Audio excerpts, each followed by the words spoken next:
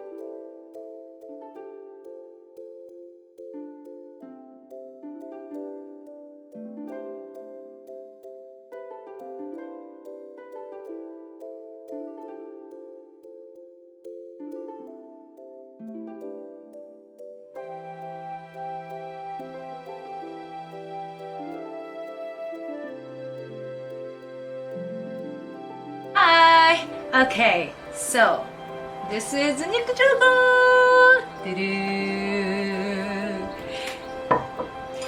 Let's try now! いただきます!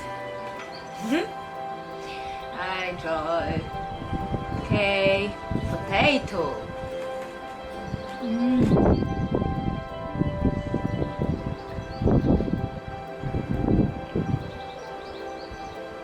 Tastes so nice.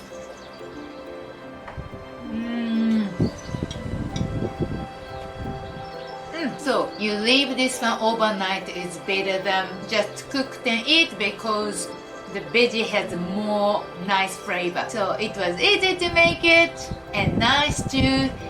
And hopefully you guys try to make it. Thanks for watching. See you next time. Bye.